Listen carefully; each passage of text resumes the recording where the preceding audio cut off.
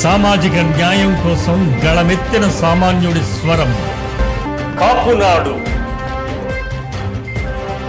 బెజవాడలో ఎన్నో ఉద్యమాలకు ఊపిరులందించి ఉద్యమాల పోరుగడ్డ అన్న బెజవాడకు నడిబొడ్డైన గాంధీనగర్ లో సంక్షేమ పథకాలు, ఉచితాలు, వాటి పర్యావసానాలు అనే దృగ్విషయంపై రౌండ్ టేబుల్ సమావేశం జరిగింది. గాంధీనగర్ గాళ్లవారి వీధిలోని కాపునాడు కేంద్ర కార్యాలయం ప్రక్కన ఉన్న బెజవాడ మీడియా సెంటర్ లో జరిగిన ఈ కార్యక్రమాన్ని కాపునాడు జాతీయ అధ్యక్షులు శ్రీ గాళ్ల సుబ్రహ్మణ్యం సారథ్యంలో ఆంధ్రప్రదేశ్ ఎడిటర్స్ అసోసియేషన్ అధ్యక్షులు టివిఆర్ కృష్ణంరాజు మరియు ఆంధ్రప్రదేశ్ జర్నలిస్టుల ఫోరం అధ్యక్షులు చెవుల కృష్ణాంజనేయులు సంయుక్తంగా నిర్వహించారు. ఈ కార్యక్రమంలో వివిధ రంగాలకు చెందిన ప్రముఖులు పాల్గొని సంక్షేమ పథకాలు ప్రజలకు తద్వారా దేశానికి ఏ విధంగా మేలు చేస్తాయో అన్నది తెలియజేశారు. అయితే ప్రస్తుత ప్రభుత్వాలు పేదలకు వీటిని దూరం చేసే దిశగా వేస్తున్న అడుగులు సరికాదని హెచ్చరించారు. ఈ సమావేశంలో అధికార వైఎస్ఆర్సీపీ, ప్రతిపక్ష Telugu Desam party, Janasena party, Aam Aadmi party తదితర రాజకీయ పార్టీల ప్రతినిధులు, ఆంధ్రప్రదేశ్ అడ్వకేట్స్ అసోసియేషన్ ప్రతినిధులు, కాపునాడు టీవీ బాధ్యులు Akula Tirumalarao, Kapunadu state media coordinator Tupakula Mahesh పాల్గొని తమ తమ అభిప్రాయాల్ని తెలియజేశారు. మన భారతదేశమే కాదు, ప్రపంచవ్యాప్తంగా ప్రజాస్వామ్య దేశాల్లో సంక్షేమ పథకాలు అలాగే సబ్సిడీలు దీనికి సంబంధించి చర్చలు జరుగుతూనే ఉన్నాయి. ప్రజాస్వామ్య దేశాలకు వచ్చినప్పటికీ ప్రజల్ని తమ వైపు ఆకర్షించడానికి ఈ ప్రభుత్వాలు అవసరం ఉన్నా లేకపోయినా సంక్షేమ పథకాలు ప్రవేశపెడుతున్నాయనే ఒక అపవాదు కూడా ఉంది. ఇంత ఇష్టనాథులైన వ్యాపార రాజకీయ నాయకులు తమ బ్రెయిన్ని రాష్ట్రానికి కూడా ఉపయోగించి ఈ రాష్ట్ర ప్రజలకు జెన్యూన్గా ఎవరికైతే అవసరం ఉందో వారికి ఈ సంక్షేమ ఫలాలు అప్పగిస్తే బాగుంటుందన్న ఆలోచనలు కూడా వస్తున్న నేపథ్యంలో మనం ఈ కార్యక్రమాన్ని పనిచేసాం. దీన్ని కొనసాగించవలసిందిగా మన ఏపీజేఎఫ్ ఆంధ్రప్రదేశ్ జర్నలిస్ట్ ఫోరం అధ్యక్షులు చెవుల కృష్ణాంజలి గారిని కోరుతున్నామండి. అసలు సంక్షేమ పథకాలు అవసరమా లేదా అనేటువంటి చర్చ తెరలేపడం, అదేవిధంగా ఉచిత పథకాలు అంటూ సంక్షేమ పథకాలను ఉచిత పథకాలుగా చూపించేటువంటి ప్రయత్నం చేయాలి. ఎందుకు ఈ విధమైనటువంటి ప్రయత్నం జరుగుతోంది అని అంటే, కార్పొరేట్లకు మేలు చేసేటువంటి అంశాలేవి కూడా ఈ రోజున బీజేపీ ప్రభుత్వము కార్పొరేట్లకు మేలు చేసేటువంటి అంశాలను చూపించకుండా పేదలకు ఇచ్చేటువంటి సంక్షేమ పథకాలు, ఈ రోజున ఉచితాలు, మొత్తం ఆర్థిక పరిస్థితి మొత్తం కూడా ఈ విధమైనటువంటి సంక్షేమ పథకాల వల్ల దెబ్బతింటుంది భారత ఆర్థిక వ్యవస్థ అనేటువంటి విధంగా భారత ప్రజల మొత్తాన్ని కూడా ఒక తప్పుదారి పట్టించేటువంటి ప్రయత్నాల్లో ఈ రోజున బీజేపీ 3 సంవత్సరాల్లో 1,65,000 కోట్ల రూపాయలు మాత్రమే ఈ ప్రభుత్వము ప్రజల కోసం సంక్షేమ పథకాల రూపాల్లో ఖర్చు చేసింది. మరి మిగిలినటువంటి ఇంకా 6,35,000 కోట్ల రూపాయలు ఎక్కడికి పోయాయి, ఏమయ్యాయి? ఇక మిగతా అభివృద్ధి అనేటువంటిది లేనటువంటి పరిస్థితి ఉంది. జగన్మోహన్ రెడ్డి గారు వాళ్ళ యొక్క హామీలు ఎన్నికల సమయంలో ఇచ్చినప్పుడు మనకు ఉండేటువంటి బడ్జెట్ అప్పుడు 2 లక్షల కోట్ల రూపాయలు తక్కువే.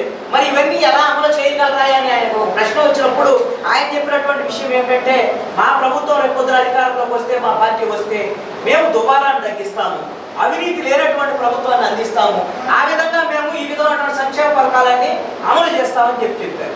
కానీ అవినీతి ఏమైనా తగ్గిందా జగన్మోహన్ రెడ్డి గారి పాలనలో? గతంలో ఉండేటువంటి అవినీతి కన్నా కూడా ఇప్పుడు అవినీతి సెంట్రలైజ్డ్ అయినటువంటి పరిస్థితులు. ఈ పాలకులుగా ఉండేటువంటి వాళ్ళు, రాజకీయ పార్టీలకు సంబంధించినటువంటి వాళ్ళు వాళ్ళ రాజకీయ అవసరాల కోసం ప్రజలను కూడా తప్పుదారి పట్టించేటువంటి ప్రయత్నం జరుగుతుంది. కాబట్టి మేధావి వర్గంగా ఉండేటువంటి వాళ్ళ యొక్క మౌనం సరైనటువంటిది కాదు. ఖచ్చితంగా మన యొక్క వాదనలు ప్రజలకు వాస్తవాలను తెలియజేయాలనేటువంటి ఒక దాంట్లో ప్రయత్నం. ఇది ఒక చిన్న ప్రయత్నం. First come first Sivaram Prasad garu Telugu Desam party నాయకులు వారి యొక్క అభిప్రాయాన్ని వెల్లడిస్తారు. ముందుగా ఉచితం అంటే ఏంటి, సంక్షేమం అంటే ఏంటి అనే దాన్ని డిఫరెన్షియేట్ చేయాల్సిన అవసరం ఉంది. ఇవాళ ఈ ప్రజాస్వామ్య యుగంలో రాజ్యాలన్నీ ఇవాళ సంక్షేమ రాజ్యాలు, అంటే ప్రజల సంక్షేమం కోసం ఏర్పడిన ప్రజాస్వామ్య రాజ్యాలు. కాబట్టి సంక్షేమం తప్పనిసరి. ప్రజలకి వాళ్ళ యొక్క కనీస అవసరాలు అంటే కూడు, గూడు, గుడ్డ, ఈ 3 మాత్రం కల్పించాల్సిన అవసరం ఉంది. అదే విధానంలో ఆ రోజున అన్న ఎన్టీ రామారావు గారు తెలుగుదేశం పార్టీ తరఫున కార్యక్రమం చేశారు. ఇక్కడ వ్యవసాయ రంగాన్ని కూడా బలోపేతం చేయాల్సిన అవసరం ఉందా లేదా? కరోనా టైంలో కూడా 3.4% అభివృద్ధి సాధించింది జీడిపిలో ఇవాళ వ్యవసాయ రంగం. మొత్తం ప్రపంచంలో ప్రతి దేశం కూడా ఇబ్బంది పడితే ఇవాళ మన దేశంలో ఆహారానికి కొరత లేకుండా అభివృద్ధి కూడా సాధించిన ఏకైక రంగం ఏదైనా ఉందంటే వ్యవసాయ రంగం, వ్యవసాయదారులు, వ్యవసాయ కూలీలు. వీరి యొక్క దినమాలనే ఇవాళ మనం క్షేమంగా ఉండగలుగుతున్నాం. అటువంటిప్పుడు ఆ రంగాన్ని మనం బలోపేతం చేయాల్సిన అవసరం ఉందా లేదా? రైతుకి రూపాయి ఇవ్వాలంటేనో లేకపోతే వేరే వాళ్ళకి ఇవ్వాలంటేనో మనం బాధపడుతున్న వాళ్ళు లక్షల కోట్లు పారిశ్రామిక రంగాలకి ఎందుకు ఇవ్వాలి? ఇవాళ మనకే మీకు అందరికీ తెలిసే ఉంటుంది, 42,000 కోట్లు బకాయి ఉంటే 6,000 కోట్లకి వన్ టైం సెటిల్మెంట్ కింద చేశారంటే ఏమన్నా దీన్ని? అంటే కట్టేవాళ్ళు పిచ్చేవాళ్ళు, ఎగ్గొట్టేవాడు మంచివాళ్ళనే. ఇటువంటి కాకుండా ఇవాళ రైతుకి మీరేం మేలు చేస్తున్నారు? ఇవాళ ఏదో రైతుకి 5,000 7,000 ఇస్తున్నామనో సంవత్సరానికి ఇస్తాం కాదండి. అసలు మినిమం సపోర్ట్ ప్రైస్ ఇస్తున్నారా, ఇవ్వట్లేదా?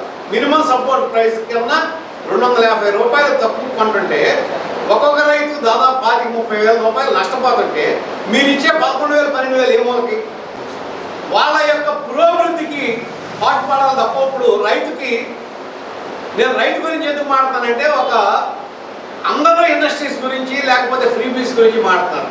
అయితే 50% ఆధారపడిన రైతాంగం ఇవాళ ఈ దేశానికి ముఖ్యం. కాబట్టి మీరు ఇక్కడ రైతు మెరుగుపడటానికి కానీ ఎంత అభివృద్ధి సాధించడానికి కానీ ఇన్ని సంవత్సరాల్లో ప్రభుత్వాలు చేసింది ఏమీ లేదు. ఉచితం కాదు, సంక్షేమ పథకాలు అమలు చేయమని కోరిన రోజున ఈ రాష్ట్రం కానీ ఈ దేశం కానీ సస్యశ్యామలంగా ఉంటుంది. రాజకీయ పక్షాలు కూడా ఎవరో కార్పొరేట్ రంగానికి దోచిపెట్టాలనే విధానాన్ని మానేసి కేంద్ర ప్రభుత్వం కూడా రాష్ట్రానికి అలాగే మెజారిటీ ఎవరున్నారో వాళ్ళందరికి కూడా మేలు కలిగే విధంగా చర్యలు తీసుకోవాలి తప్ప ఉచితాల మీదే మీరు దృష్టి పెడతామంటే అది ఒక విధంగా ప్రజలను మోసం చేయటమే. సంక్షేమం మీద దృష్టి పెట్టండి, ఉచితాలను రద్దు చేయండి, నష్టమే ఉండదు. కానీ సంక్షేమం మాత్రం ఉండి తీరాలి. ఇప్పుడు లోక్సత్తా విజయవాడ సిటీ అధ్యక్షులు న్యాయవాది వి అశోక్ కుమార్ గారితో మాట్లాడవచ్చు. ఈ రోజున ఒకే ఒక మాట అనుకుంటాం, సంక్షేమ పథకాలకి ఉచితాలు అని ఒక ట్యాగ్ తగిలించేసి వీటిని తీసేస్తారేమో అని పబ్లిక్లో ఒక టాక్ స్టార్ట్ అయింది. అదొక భయం పట్టుకుంది. ఇవాళ ఉభయ రాష్ట్రాల్లో మోడీ ప్రభుత్వాన్ని ప్రశ్నించే వ్యక్తి ఎవరు ఉన్నారంటే కేసీఆర్ని తెచ్చుకోవాలి. శంషేర్గా ఛాలెంజ్ చేసి అడుగుతున్నాడు. సరే, అతని పొలిటికల్ బెనిఫిట్స్ ఉంటే అది వేరే విషయం. కానీ అలా క్వశ్చన్ చేసే మనిషి లేదు. నువ్వు నల్లధనం తెస్తానన్న మనిషి, ఆ మాట మీదే అధికారంలోకి వచ్చిన మనిషి, అది తేకపోగా వీళ్ళ పేదల దగ్గర నుంచి సంక్షేమాన్ని ఉచితంగా చూపించేసి అది లాగేసుకుందామని చూస్తున్నారే. మన దేశంలోనేమో ఇంకా under developed country, development country అంటే కాదు. మరి నువ్వు మధ్యలో మళ్ళీ ఇవన్నీ తీసేస్తే మళ్ళీ పేదరికం పెద్ద అయిపోతుంది తప్ప ఆ పేదరికం తగ్గడానికి అవకాశం ఛాన్సే లేదు. దోచుకోవడం దాచుకోవడం ఏమీ మారలేదు, ఇంకా పెరిగిపోయింది. ఇది చాలా అన్యాయం. ఒకప్పుడు అందరికీ స్కాలర్షిప్ వచ్చింది, మనందరం స్కాలర్షిప్ నుంచి చదువుకుని పైకి వచ్చిన వాళ్ళమే. ఆ స్కాలర్షిప్లు ఏమైపోయినాయి? ఈరోజు ఆ స్కాలర్షిప్ కాస్త ఉచితాలు ఎందుకు మారినాయి? అదేంటి విచిత్రం, నాకేం అర్థం కావట్లేదు. నేను ఉచితాలని పేరు పెట్టి తీసేస్తారా? నోటి కడుపుడు నెససిటీస్, లగ్జరీస్ అనేవి ఉంటాయి. నిత్యావసరం అది కంపల్సరీ కావాలి. లగ్జరీస్ తీసేయండి, అది రాజకీయ పార్టీలు కావాలని వాళ్ళంతా వాళ్ళు చేసుకునేది. అవి ఎవరు ఇవ్వమని ప్రజలు కూడా అడగలేదు. ఎప్పుడు లగ్జరీస్ ప్రజలు ఎప్పుడు అడగలేండి. రాజకీయ పార్టీలు వాళ్ళంతా కూడా ఉచితాలకి ప్రకటిస్తున్నారు. వాళ్ళ వల్ల ఈ దేశ ఆర్థిక స్థితి సర్వనాశనం అయిపోయింది. కనుక సంక్షేమ పథకాలు ఉండాల్సిందే, ప్రజలకు చేరవలసిందే, సామాన్యుల్ని ఈ పథకాల ద్వారా పైకి తీసుకురావాల్సిందే. ఆమ్ ఆద్మీ పార్టీ రాష్ట్ర నాయకులు పండ్రాజు గారు ఇప్పుడు ఆయన అభిప్రాయాన్ని వెల్లడిస్తారు. 1,72,000 కోట్లు మోడీ గారి మిత్రులకి రుణమాఫీ చేశారు. ఆయన బ్యాంకుల దగ్గర తీసుకున్న అప్పుని ఈయన రుణమాఫీ చేసుకుంటే అది ఎవరికి అవసరం? బ్యాంకుగా, ప్రభుత్వానికా, ప్రజలుగా? బ్యాంకులకి ఏం నష్టం ఉండదు, ఎందుకంటే ప్రభుత్వం రీఎంబర్స్మెంట్ ఇస్తుంది. ఇండైరెక్ట్ అది ఎవరికి భారం పడేది? ప్రజల మీద. అలాగే 5 లక్షల కోట్లు ట్యాక్స్ మాఫీ. ఎంతో దారుణం అంటే ఈరోజు ప్రతి దానికి కూడా జిఎస్టీ వాళ్ళ మీద ట్యాక్స్ భారం ఉంది. ఈ ఆర్థిక భారాన్ని నిర్మూలించాలనుకుంటున్నాం. అలాగే ఉచిత ప్రాథమిక హక్కు ఏంటంటే ఉచిత విద్య, ఉచిత వైద్యం, తాగునీరు, తిండి. ఈ 4 ప్రాథమిక హక్కులు భారతదేశంలో. ఇవేం చేస్తున్నాం? ఉచిత విద్య మీద కూడా తీసేసి దాని మీద కూడా ట్యాక్స్ పెంచాలనుకుంటున్నాం. అలాగే రైస్, ఎందుకంటే ఫస్ట్ మనకి భారతదేశంలో ఫ్రీగా ఇచ్చేదంటే రేషన్. ఫస్ట్ అందరికీ రేషన్ ఎప్పుడైతే ఇచ్చేస్తావో జనాలు మార్కెట్లో కొట్టుకోవాలి. ఆ మార్కెట్లో కొట్టుకునే దాని మీద నువ్వు ట్యాక్సులు తీసుకోవడానికి ఒక కుట్టిలా కుతంత్రం అన్నమాట. ఇటువంటి ఎందుకంటే ప్రజల్ని నెత్తి మీద పెట్టి నీ మిత్రుల కోసం, నీ మిత్రుల కోసం ప్రజల్ని నాశనం చేయాలనుకుంటే చాలా తప్పు. మీరు ఎవరైతే మీరు రుణమాఫీలు అని చేస్తారో వాళ్ళ పేర్లు బయట పెట్టండి, వాళ్ళ దగ్గర నుంచి వసూలు చేయండి. ఎందుకంటే ఈ విషయం మీద ఆమ్ ఆద్మీ పార్టీ దేశవ్యాప్తంగా ఈరోజు నుంచి ఆందోళన మొదలుపెట్టింది. సాయిబాబు గారు ఆంధ్ర ఎడ్యుకేషన్ అసోసియేషన్ కన్వీనర్. ఒక చర్చని తప్పుదారి పట్టించాలంటే ఇంకో చర్చని పైకి తీసుకురావటం సహజంగా భారతదేశం లాంటి కొన్ని దేశాల్లో జరుగుతున్నటువంటి ఒక ఎత్తుగా జనాల దృష్టిని మళ్లించాలంటే ఇది అవసరం, ఇది అనవసరం అంటూ ఒక చర్చ లేకపోతే మిగతా చర్చలన్నీ పక్కన పెట్టారు. ఈ చర్చ మీద అందరూ చర్చించుకోవడం మొదలు పెడతారు. ఇక్కడ ఆంధ్రప్రదేశ్లో జరుగుతున్నది ఉచితాలు అనేది ఎక్కడా జరపటలేదు. ప్రత్యేకించి ఆంధ్రాలో జరుగుతున్నదంతా సంక్షేమం. ఈ కరోనాలో 10 పైసలు గవర్నమెంట్కి ఆదాయం లేదు. ఖర్చులు మాత్రం ప్రతి వాళ్ళకి మనం ఈ 1000 రూపాయల చొప్పునో అమ్మఒడి చొప్పునో ఇలాగో రైతులకి వెన్నుముక. మనకి ఇండియాలో ఉన్నటువంటి ఎకానమీ ఏంటి? కంప్లీట్గా దాదాపుగా 70% ఎకానమీ అగ్రో బేస్డ్ ఎకానమీ. అంటే వ్యవసాయం ద్వారా వచ్చే ఉత్పత్తులు, వ్యవసాయం మీద ఆధారపడిన జనాల ద్వారా వచ్చినటువంటి ఆదాయం ఇది అగ్రో బేస్డ్ ఎకానమీ. భారతదేశం దీని మీదే ఆధారపడి ఉంది. ఒకదానికి ప్రాధాన్యత ఇచ్చి రెండో దానికి ప్రాధాన్యత ఇవ్వకపోవటం వల్ల జరిగేటువంటి నష్టం ఏంటంటే భారతదేశం జవహర్లాల్ నెహ్రూ ప్రధానమంత్రి అయిన తర్వాత మొదటి పంచవర్ష ప్రణాళికలో పరిశ్రమలకి ప్రాధాన్యత ఇచ్చారు. పరిశ్రమల మీద కంప్లీట్గా 5 సంవత్సరాలు పెట్టి ఇది అయిపోయిన తర్వాత వెనక్కి తిరిగి చూస్తే వ్యవసాయం గుట్టుపడిపోయింది. మళ్ళీ దీనికి 5 సంవత్సరాలు పెట్టాం కదా అని చెప్పేసి అనుకున్నారు. దీని మీద పెట్టకపోయేసరికి పరిశ్రమల మీద పెట్టేసరికి ఇది కంప్లీట్గా వ్యవసాయం కుంటుపడిపోయి మళ్ళీ దేశం సంక్షోభంలోకి వెళ్ళేటువంటి పరిస్థితి వచ్చింది. అందుకని వ్యవసాయానికి ప్రాధాన్యత ఇస్తూనే పరిశ్రమలకి కూడా ప్రాధాన్యత ఇవ్వాలి. పరిశ్రమల మీద ఒక పరిశ్రమ మన విజయవాడ సరౌండింగ్స్ లేకపోతే గుంటూరు జిల్లా సరౌండింగ్స్ పరిశ్రమలు రావడానికి అవకాశం లేదు.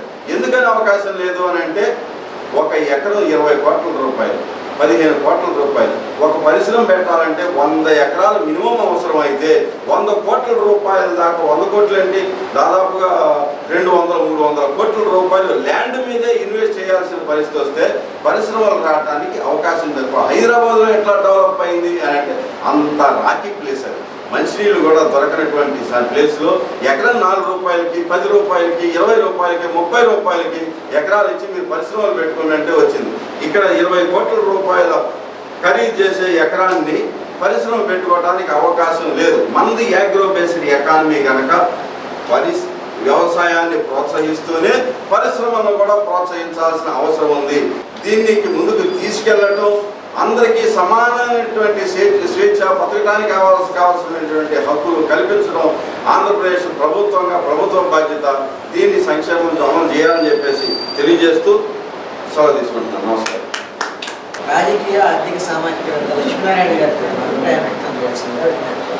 విద్యను ప్రాథమిక హక్కుగా 6 సంవత్సరాల నుంచి 14 సంవత్సరాల వయసు వచ్చే వరకు హక్కుగా చేర్చుకోవడం జరిగింది.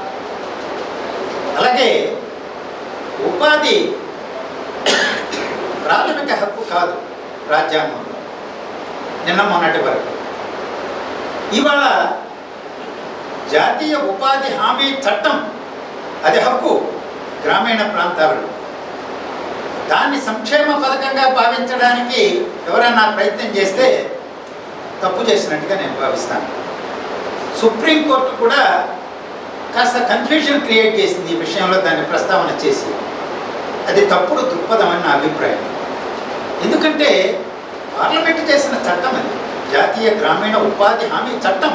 దాని ప్రకారం అది అమలు చేయబడుతున్నది, ఉపాధి హామీ పథకం కాదది. అలాగే ఇప్పటికీ ఆరోగ్యం ఒక ప్రాథమిక హక్కు కాదు, ఇంకా అనేక హక్కులు కావాలి రాజ్యాంగంలో. ప్రాథమిక హక్కులుగా కావాలి, ఆదేశిక సూత్రాల్లో ఉండడం కాదు. అందువల్ల రాజ్యాంగం కొంత రూపభూయిష్టమైంది, మెరుగుదిద్దుకుంటూ పోవాలి. అది కాలానుగుణంగా జరిగేటువంటి పని. ఈ మధ్యలో సంక్షేమ రాజ్యం అనేటువంటి దాన్ని మనం రాజ్యాంగం అంగీకరించాం. ఏంటి ఆ సంక్షేమ రాజ్యం? ఎవరికి వచ్చినట్టు వాళ్ళు విశ్లేషించుకోవచ్చు, అన్వయించుకోవచ్చు, భాషణలు భిన్నమైనటువంటి వ్యాఖ్యలు చేయవచ్చు. కానీ జీవన ప్రమాణాలు పెంచడం అనేది సంక్షేమ రాజ్యం యొక్క ప్రధాన లక్ష్యం. ఏంటా జీవన ప్రమాణాలు? ఉండాలైనటువంటి జీవితం, డిగ్నిఫైడ్ లైఫ్ ప్రతి పౌరుడికి అందించాలి. ఎప్పుడు వస్తుంది ఆ డిగ్నిఫైడ్ లైఫ్? జీవించే హక్కు ఎప్పుడు అమల్లోకి వస్తుంది? ఆహార భద్రత కల్పించాలి, విద్య భద్రత కల్పించాలి, హక్కుగా ఇవ్వాలి, ఉపాధి హక్కుగా ఇవ్వాలి. అవి లేనప్పుడు ఎవరైతే వాటికి నోచుకోలేదో వాళ్ళు పేదలు. ఆ పేదల యొక్క జీవన ప్రమాణాలను పెంచడానికి అవసరమైనటువంటి పథకాలను అమలు చేయడమే సంక్షేమ రాజ్యం. నేననేది ఎన్నికల్లో పోటీ చేసేటప్పుడు, ఎన్నికల ప్రణాళికను రూపొందించుకునేటప్పుడు, వాగ్దానాలు చేసేటప్పుడే బాధ్యతగా ఒక 10% అటు ఇటు ఉండవచ్చు, ఎగ్జాక్ట్గా ఉంటుంది ఎక్కడప్పుడు. అప్పుడు ఆలోచించుకుని ఎంత బడ్జెట్ అవుతుంది, ఏమవుతుంది, ఈ రాష్ట్ర బడ్జెట్ ఎంత ఖర్చు పెట్టగలం, ఎంత ఏ మేరకు 100కు 100% కాకపోతే 75% అమలు చేయగలమనేటువంటి విఘ్నతతో, రాజకీయ పరిణితితో ఎన్నికల ప్రణాళికలు రూపొందించుకుంటే వాటిని అమలు చేయడం ఈజీ అవుతుంది. లేకపోతే అధికారంకి వచ్చిన తర్వాత చూద్దామంటే అధికారంకి వచ్చిన తర్వాత అయితే వాగ్దాన భంగం అవుతుంది, మాట తప్పిన వాళ్ళు అవుతారు, విమర్శలకు గురవుతారు. ఇవాళ ఎన్నికల కమిషన్ ఏం చెప్పింది సుప్రీంకోర్టులో? మా వల్ల కాదు నియంత్రించడం అని సుప్రీంకోర్టు వ్యాఖ్యానించింది. ఏది ఉచితమో ఏది సంక్షేమమో నిర్ధారించడం ఎలా అనేటువంటి ప్రశ్న దేశం ముందు పెట్టేసింది. పార్లమెంట్ ఆలోచించాలంటుంది. ఓటు బ్యాంక్ రాజకీయాలు ఈ సమస్యలని అసలు నీడీ పీపుల్, ఎవరికైతే అవసరం ఉందో సంక్షేమ పథకాలు జీవించే హక్కుల భాగంగా, ఉందాగా జీవించే హక్కుల భాగంగా, అభివృద్ధి చెందాల్సినటువంటి వాళ్ళకు హక్కుగా చెందాల్సినటువంటి ఏవైతే రాజ్యాంగపరంగా చారాలో వాటిని కూడా లేకుండా చేసేటువంటి ఒక దుర్మార్గపు ఆలోచన ఎవరైనా చేస్తే ఇద్దరు నేను ఆపాదించడం చేస్తే అది తప్పు అవుతుంది. ఈరోజు అందుకనే సమపాళలో సంక్షేమం అభివృద్ధి జోడెద్దుల్లాగా ప్రయాణం చేయాలి. అభివృద్ధి ఎప్పుడు వస్తుంది? పరిశ్రమలు పెట్టినప్పుడు. అభివృద్ధి ఎప్పుడు వస్తుంది? ప్రాజెక్టులు కట్టినప్పుడు, హక్కుగా నీటిని రైతుకు అందించినప్పుడు, హక్కుగా విద్యుత్తును రైతుకు అందించినప్పుడు, ఉపాధి అందరికీ కల్పించినప్పుడు, అందరికీ ఆరోగ్యం కల్పించినప్పుడు, విద్య కల్పించినప్పుడు. మరి ఈ లక్ష్యాలకు అనుగుణంగా ఏ పథకమైనా సరే మనం విశ్లేషించాల్సిన బాధ్యత ప్రతి పౌరుడి పైన, ఆలోచన పైన ఉన్నదని చెప్పి మాత్రమే నేను విజ్ఞప్తి చేస్తున్నాను. థ్యాంక్ యూ లక్ష్మీనారాయణ గారు. ఈ ఆర్థిక అంశాల మీద అధ్యయనం చేసినటువంటి ఏపీ ప్రొఫెషనల్ ఫోరం అధ్యక్షుడు ఏపీ మహేశ్వరరావు గారు మాట్లాడుతున్నారు. ఇప్పుడు అమ్మఒడి స్కీమ్ దేనికి? కేవలం ఓట్ బ్యాంక్ కోసం. అమ్మఒడి వల్ల 30 లక్షలు మా ఊళ్ళో ఉన్న, మా పేటలో ఉన్నటువంటి ఒక స్కూల్కి ఇచ్చారు, కానీ 3 లక్షలు పెట్టి మెయింటైన్ చేయట. అమ్మఒడి స్కీమ్ మొదట ప్రైవేట్ స్కూల్స్కి అన్నారు. ప్రైవేట్ స్కూల్లో చదివాక అమ్మఒడి అవసరం లేదు, ఎందుకంటే ఎవరికైతే డబ్బులు ఉంటే వాళ్ళు ప్రైవేట్ స్కూల్లో చదివించుకుంటారు. గవర్నమెంట్ స్కూల్లో చదువు ఫ్రీ కాబట్టి గవర్నమెంట్ స్కూల్లో కూడా అమ్మఒడి అవసరం లేదు. సో ఇవన్నీ కూడా మనలాంటి వాళ్ళు డిస్కస్ చేసినంత అవసరం. ప్రతి దాని వెనక ఒక కులమో ఒక మతమో పనిచేస్తుంది, లేదంటే ఓట్ బ్యాంక్. సో ఇక కాబట్టి వీటిని కూడా డిస్కస్ చేయాలా. ఇంకా లక్ష్మీనాథ్ గారు చెప్పిన దానికి చిన్న క్లారిఫికేషన్ ఇచ్చినాయి. అప్పట్లో రాజ్యాంగం రాసినప్పుడు లోపభూయిస్టింగ్ ఏమి రాయలేదు, దాన్ని నేను అంగీకరించట్లేదు. రాజ్యాంగం ఫుల్ ఫ్లెడ్జ్గా ఈ దేశానికి ఎలా కావాలో అలా రాశారు. అంబేద్కర్ గారే చెప్పారు ఇది అవసరాన్ని బట్టి మార్చుకుంటూ పోవాలి. 30 కోట్ల జనాభా ఉన్నప్పుడు రాసినటువంటి రాజ్యాంగం 130 కోట్ల మంది కూడా పనిచేస్తుంది అంటే ప్రపంచంలోనే అతి బలమైనటువంటి స్ట్రాంగెస్ట్ కాన్స్టిట్యూషన్ మనకు ఉంది. కాబట్టి అది లోపభూయిస్టింగ్ కాదు, బలహీనం కూడా కాదు. ఇవాళ సమస్య సంక్షేమం అవసరమా లేదా? పోనీ సంక్షేమం అవసరమైతే గవర్నమెంట్ చేస్తున్న సంక్షేమమా లేదా పంచే పథకమా? నేను అనేది పంచటాలు సంక్షేమం రెండు కూడా మనం అర్థం చేసుకోవాలని నా అలాంటి ఉద్దేశం. మన సంక్షేమం అర్థం ఏంటి మెయిన్ అనేది మనం సంక్షేమం తాలూకు అర్థం చూసుకుంటే ఎకానమిక్గా బ్యాక్వర్డ్ ఉన్నా లేదా క్యాష్ పరంగా బ్యాక్వర్డ్ వీళ్ళందరూ కూడా వేరే వాళ్ళతో కంపీట్ అవ్వలేరు. కాబట్టి గవర్నమెంట్ వీళ్ళకి ఫెసిలిటీస్ ప్రొవైడ్ చేయాలి. సమానత్వం వచ్చే వరకు వీళ్ళకి అవకాశం ఇచ్చే విధంగా ప్రభుత్వాలు పథకాలు రచించి ఆ పథకాలు కూడా నిర్దేశి కాల్ పీరియడ్ ఉంటుందంటే 5 years 10 years 15 years. ఈ 15 years తర్వాత వీళ్ళందరినీ కూడా అప్పుడు క్యాష్ లేదా అప్పుడు జోన్ తీసుకొచ్చి ఈ స్కీమ్స్ని ఎత్తివేయాలనేది దీని తాలూకా లక్ష్యం అనుకున్నా. ఈ సంక్షేమ లక్ష్యం వచ్చేకి సమానత్వాన్ని తీసుకురావడం, కాల పరిమితి ఉంటుంది, అలాగే అర్హులు ఎవరైతే చేయాలనేది. ఇంకోటి సందర్భం స్కీమ్ కూడా అంటే సంక్షేమం ఏ సందర్భంలో ఏది కావాలనేది అది కూడా వీటన్నిటి తాలూకా అవగాహన అనేది సో రాజకీయ పార్టీలకు ఉందా, ఉండి కూడా వాళ్ళు కావాలని ఓట్ బ్యాంక్ కోసం చేస్తారా అనే దాని మీద మనందరం కూడా చర్చ చేయాలని అలాంటి వాళ్ళ అంశం. ఈ స్కీమ్ తాలూకా రిజల్ట్ ఏంటి? ఈ స్కీమ్ కంటిన్యూ చేయడం వల్ల పావర్టీని తగ్గించగలుగుతామా? ఈ స్కీమ్ కంటిన్యూ చేయడం వల్ల సమానత్వం తీసుకురాగలుగుతామా?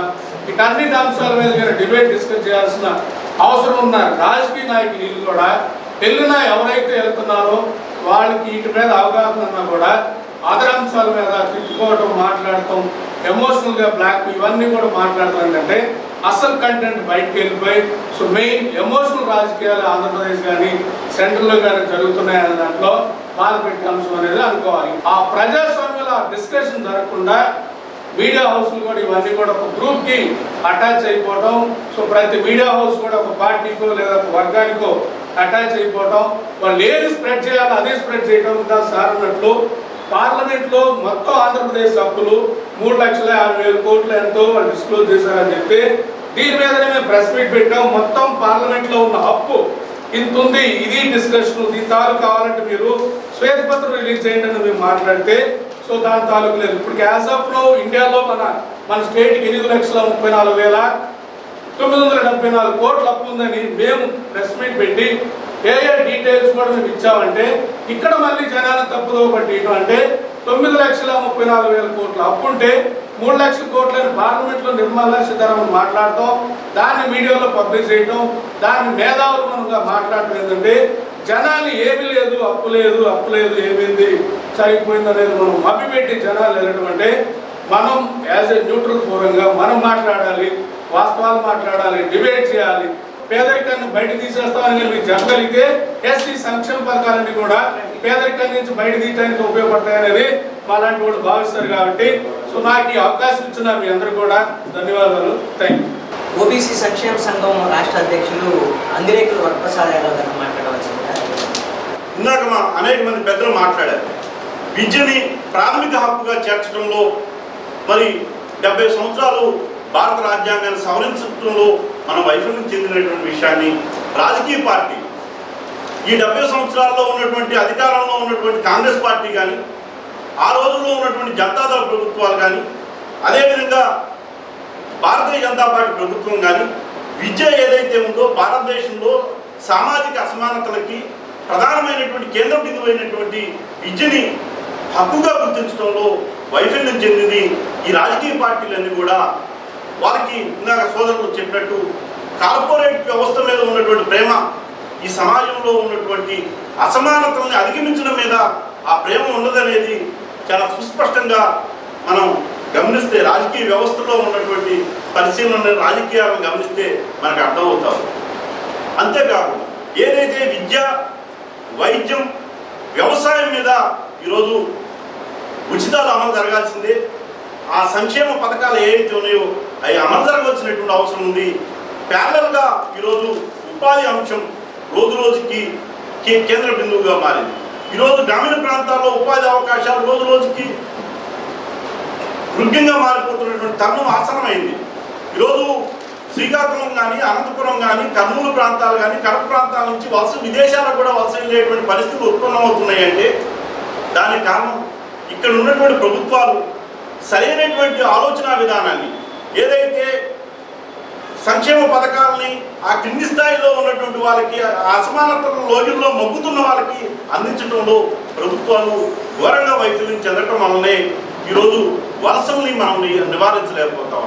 ఈ ఉచితాలు, సంక్షేమ పథకాలు అనేవి పూర్తిగా ఈ సమాజంలో ఉన్నటువంటి అసమానతలను అధిగమించడానికి, ఇందాక మనం చెప్పుకున్నట్టు ఈ దేశంలో ఉన్నటువంటి ప్రధానమైనటువంటి వ్యవసాయ ఆధారితమైన దేశం ఈ దేశంలో ఈరోజు వ్యవసాయం కుంటుపడుతున్నటువంటి నేపథ్యంలో భవిష్యత్తులో రాబోయే తరాలకి ఆహార పద్ధతిని కొరత సృష్టించేటువంటి పరిస్థితి ఉత్పన్నమయ్యేటువంటి కార్పొరేట్ విధానాలు ముందుకు వస్తున్నటువంటి నేపథ్యంలో ఈరోజు వ్యవసాయానికి, కౌలు రైతులకి ఈరోజు ప్రభుత్వాలు మరి సంక్షేమ పథకాలు అమలు చేసి తీరాల్సిందే. ఎక్కడైతే కార్పొరేట్ సెక్టార్ ఏదైతే ఉన్నాయో వాళ్ళ యొక్క ఆలోచన విధానాలే ఈరోజు చట్టాలుగా ముందుకు వస్తున్నటువంటి నేపథ్యం. పౌర సమాజాన్ని మనం చైతన్యవంతులు చేయాల్సినటువంటి గురుతరమైనటువంటి బాధ్యత ఉంది. ఆ దిశగా ఒక కార్యాచరణ కూడా ఈ సమావేశం తీసుకోవాలని ఆంధ్రప్రదేశ్ ఓబీసీ సంక్షేమ సంఘం కోరుకుంటూ ఈ అవకాశం కల్పించినందుకు కూడా ధన్యవాదాలు తెలియజేస్తాను. జై భీమ్ భారత్ పార్టీ కేంద్ర కమిటీ నాయకులు కొండలరావు గారిని ఈ అంశం మీద తన అభిప్రాయం వ్యక్తం చేయాల్సిందిగా సంక్షేమ పథకాలు అవి రాజ్యాంగబద్ధంగా సమాజ సాధన కోసం ఏర్పాటు చేసినటువంటి పథకాలుగా నేను భావిస్తున్నాను. అవే చిత్తశుద్ధితో మన ప్రభుత్వాలు గత 75 సంవత్సరాల కనుక అమలు జరిపినట్లయితే ఈ పాటికి సమాజ స్థాపన జరిగి ఉండేది. ఇంకా వాటి సాధన విషయంలో మనం ప్రయత్నాలు చేయాల్సిన అవసరం ఉండేది కాదు. కాబట్టి ఇప్పుడు ఇవన్నీ కూడా వైండ్ అప్ చేసుకున్నా పర్వాలేదు అనే భావన నాకు ఉన్నది. ఆ సంక్షేమ పథకాన్ని రద్దు చేయాలనే భావంతో ఉండటం అనేది కరెక్ట్ కాదనేది నా భావన. ఇక పర్యవసానాలు అంటే ఇప్పుడు వ్యవస్థలన్నింటినీ కూడా అన్ని అమ్మకానికి పెట్టారు. దాదాపు ఒక 70 నుంచి 90% అమ్మకానికి అయిపోతున్నట్టున్నాయి. పెద్ద పెద్ద మేజర్ వ్యవస్థలైనటువంటి railways, BSNL, public sector undertakings, government మొత్తం కూడా అమ్మేస్తే మరి ప్రభుత్వం ఎందుకుంటుందో ఏమో అర్థం కాని పరిస్థితి. అదే ధోరణిలో ఇప్పుడు వ్యవసాయం మీద దృష్టి పెట్టింది కేంద్ర ప్రభుత్వం. వ్యవసాయదారుల దగ్గర నుంచి ఈ పొలాలు ఏ విధంగా లాక్కోవాలి, ఈ మీటర్లు ఏ విధంగా పెట్టాలి, ఈ పొలాల్ని అందరినీ కూడా ఏకం చేసి మీకెందుకైనా బాధ్యత మేము తీసుకుంటాము, కార్పొరేట్ వ్యవసాయం మేము చేస్తాము, మీకు నెల కింద పడేస్తాము, మీకు హ్యాపీగా ఉండండి అనే ఒక మోటివేషన్లో ప్రభుత్వం ఉన్నట్టుగా నేను ఫీల్ అవుతున్నాను. అటువంటి ఒక ట్రాప్ని మన జనాన్ని ఎడ్యుకేట్ చేసి ఆ ట్రాప్ నుంచి వ్యవసాయదారుల్ని బయట పెడితే తప్ప ఈ చేతికందే వ్యవసాయ ఫలాలు మరి అందరికీ అందకుండా పోయే పరిస్థితి వస్తుంది. అది కార్పొరేట్ వ్యవసాయం అయిన తర్వాత ఇంపోర్టెడ్ ఎక్స్పోర్ట్కే పనికొస్తాయి. కానీ ఇక్కడ ఎగ్జిస్టింగ్ జనానికి అందని పరిస్థితులు తీసుకొచ్చే పరిస్థితులు ఉన్నాయి. కాబట్టి వాటిని ఎదుర్కోవడానికి కూడా మనం ప్రయత్నం చేయాలని నేను భావిస్తూ ఈ అనుకోని అవకాశాన్ని ఇచ్చినటువంటి పెద్దలందరికీ కూడా నేను ధన్యవాదాలు తెలియజేసుకుంటూ జై భీమ్ చెప్తున్నాను. జై భీమ్. ఈ రోజున ఈ రౌండ్ టేబుల్ సమావేశం యొక్క ప్రధానమైనటువంటి లక్ష్యం నెరవేరింది అని చెప్పేసి నేను భావిస్తున్నాను. అందరి అభిప్రాయాలు విన్న తర్వాత ఏవైతే ప్రజల్లో అపోహలు సృష్టించాలని జరిగేటువంటి ప్రయత్నాలని మాట్లాడినటువంటి వక్తలందరూ కూడా చాలా క్లుప్తంగా పట్టబయలు చేశారు. ప్రజలకు అందించేటువంటి సంక్షేమ పథకాలని ఉచితాలుగా ఈ రోజున మాట్లాడటం అనేటువంటిది ఒక కుట్రపూరితమైనటువంటి ఆలోచనలతో కూడుకున్నటువంటిది. దీని వెనక రాజకీయ నేపథ్యం ఉంది అనేటువంటి అంశాలను కూడా మనోళ్ళు చాలా స్పష్టంగా వివరించారు. అదేవిధంగా దీని వెనక ఉన్నటువంటి రాజకీయ కోణాలని, అదేవిధంగా ఉన్నతమైనటువంటి న్యాయస్థానం యొక్క జోక్యం చేసుకోవడానికి ఉన్నటువంటి పరిస్థితులను కూడా చాలా స్పష్టంగా వివరించినటువంటి పరిస్థితి ఉంది. ఇలాంటి సమావేశాలు ఇంకా మరిన్ని జరిపేటువంటి విధంగా మీ అందరి ప్రోత్సాహంతో ఏపీ జర్నలిస్ట్ ఫోరం కానీ, ఏపీ ఎడిటర్స్ అసోసియేషన్, అదేవిధంగా ఆంధ్ర అడ్వకేట్స్ అసోసియేషన్ ఆధ్వర్యంలో మరిన్ని కార్యక్రమాలని గోడ సుబ్రహ్మణ్యం గారి సహకారంతో ఇదే వేదిక నుంచి కొన్ని ప్రజాహితమైనటువంటి అనేకమైనటువంటి చర్చలకి మేము ముందుకు వచ్చేటానికి మీరు అందరూ ప్రోత్సహించినందుకు కూడా మీ అందరికీ పేరు పేరున ధన్యవాదాలు తెలియజేస్తూ ఈ రౌండ్ టేబుల్ సమావేశాన్ని ముగిస్తున్నామని చెప్పేసి ఈ సందర్భంగా తెలియజేస్తాం. Please subscribe our channel.